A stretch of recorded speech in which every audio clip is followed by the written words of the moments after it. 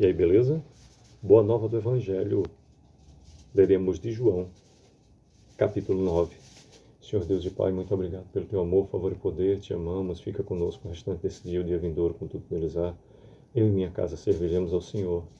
Só o Senhor, meu Deus, é digno de toda honra, glória, louvor e adoração.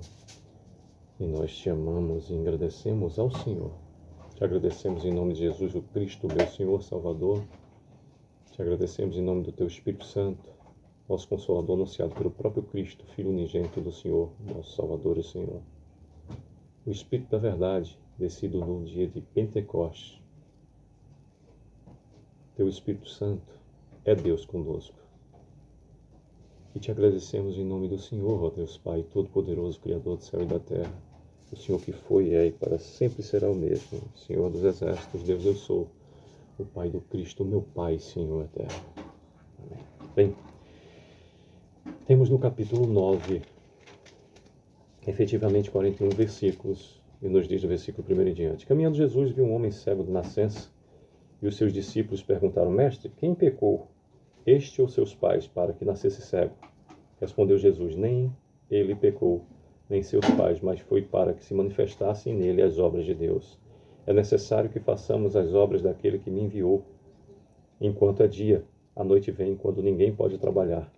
Enquanto estou no mundo, sou a luz do mundo. Dito isso, cuspiu na terra, e tendo feito lodo com a saliva, aplicou-o aos olhos do cego, dizendo-lhe: Vai e lava-te no tanque de Siloé, que quer dizer enviado. Ele foi, lavou-se e voltou, vendo. Então os vizinhos e os que dantes o conheciam de vista como mendigo perguntaram: Não é este o que estava sentado pedindo esmolas? Uns diziam: É ele, outros: Não, mas se parece com ele. Ele mesmo, porém, dizia: Sou eu. Perguntaram-lhe, pois, como te foram abertos os olhos? Respondeu ele: O homem chamado Jesus fez lodo, untou-me os olhos e disse: Vai ao tanque de Siloé e lava-te. Então fui, lavei-me e estou vendo. Disseram-lhe, pois, onde ele está? Respondeu: Não sei. Levaram, pois, os fariseus o que dantes fora cego, e era sábado, o dia em que Jesus fez o lodo e lhe abriu os olhos. Então os fariseus, por sua vez, lhe perguntaram como chegara a ver. Ao que lhes respondeu: Aplicou lodo aos meus olhos, lavei-me e estou vendo. Por isso alguns dos fariseus diziam: Esse homem não é de Deus, porque não guarda o sábado. Diziam outros: Como pode um homem pecador fazer tamanhos sinais? E houve dissensão entre eles. De novo perguntaram ao cego: Que dizes tu a respeito dele, visto que te abriu os olhos? Que é profeta? Respondeu ele. Não acreditaram os judeus que ele fora cego e que agora via, enquanto não lhe chamaram os pais e os interrogaram: É este o vosso filho, de quem dizeis que nasceu cego? Como, pois, vê agora? Então os pais responderam: Sabemos que este é nosso filho e que nasceu cego, mas não sabemos como vê agora, ou quem lhe abriu os olhos também não sabemos. Perguntai a ele: idade tem? Falará de si mesmo. Isso disseram seus pais porque estavam com medo dos judeus, pois estes já haviam assentado que, se alguém confessasse ser Jesus o Cristo, fosse expulso da sinagoga. Por isso é que disseram os pais: Ele idade tem? Interrogai-o. Então chamaram pela segunda vez o homem que fora cego e lhe disseram: Dá glória a Deus, nós sabemos que esse homem é pecador. Ele retrucou: Se é pecador, não sei. Uma coisa sei: eu era cego e agora vejo. Perguntaram-lhe, pois: Que te fez ele? Como te abriu os olhos? Ele lhe respondeu: Já vou-lo disse, e não atendestes. Por que quereis ouvir outra vez? Porventura quereis vós também tornar-vos seus discípulos? Então o injuriaram e lhe disseram: Discípulo dele és tu, mas nós somos discípulos de Moisés. Sabemos que Deus falou a Moisés, mas este nem sabemos de onde é. Respondeu-lhes o homem: Nisso é de estranhar que vós não saibais de onde ele é. E, contudo, me abriu os olhos. Sabemos que Deus não atende a pecadores, mas, pelo contrário, se alguém teme a Deus e pratica a sua vontade, a este atende. Desde que há mundo, jamais se ouviu que alguém tenha aberto os olhos a um cego de nascença. Se esse homem não fosse de Deus, nada poderia ter feito.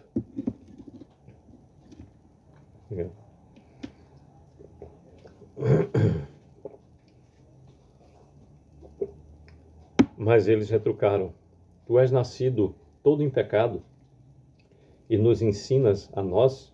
e o expulsaram. Ouvindo Jesus que o tinham expulsado, encontrando-o, lhe perguntou: Crês tu no Filho do Homem? Ele respondeu e disse: Quem é, Senhor, para que eu nele creia? E Jesus lhe disse: Já o tens visto, e é o que fala contigo. Então afirmou ele: Creio, Senhor, e o adorou. Prosseguiu Jesus: Eu vim a este mundo para juízo, a fim de que os que não veem vejam, e os que veem se tornem cegos. Alguns dentre os fariseus que estavam perto dele perguntaram-lhe: Acaso também nós somos cegos? 41º e último versículo do capítulo 9 do Evangelho segundo nos escreveu João, nos diz: Respondeu-lhe Jesus: Se fosseis cegos, não teríeis pecado algum. Mas porque agora dizeis, nós vemos, subsiste o vosso pecado. Pois bem, por meio desses 41 versículos nos fala a boa nova do Evangelho em João capítulo 9 sobre a cura de um cego de nascença, ênfase do versículo 1 até o 12. Os fariseus interrogam o cego do versículo 13 até o 34º. Jesus revela-se ao cego do versículo 35 ao 41. A boa nova do Evangelho recomendo que seja lida com muita reflexão. São os passos de registro, são os registros ou parte daquilo que foi nos revelado da passagem do Deus Filho eu sou nesta terra enquanto homem. E há sempre a necessidade de reflexão e de aprendizado contínuo. Interessante que no Evangelho, quanto mais você lê, mais você aprende. E se você lê o mesmo capítulo 10 vezes, em 10 vezes você tem o que somar, acrescentar. Aliás, como toda a palavra de Deus que nos foi revelada. Mas a gente basta observar aqui a nuance contida no versículo 41, último versículo do capítulo 9. Respondeu-lhe Jesus: Se fosseis cegos, não teríeis pecado algum, mas porque agora dizeis, nós vemos, subsiste o vosso pecado. Em outra passagem, na palavra de Deus, há a interpretação que nos deixa claro: aquele que pouco sabe, pouco lhe será cobrado. Aquele a quem muito é dado, muito lhe será cobrado.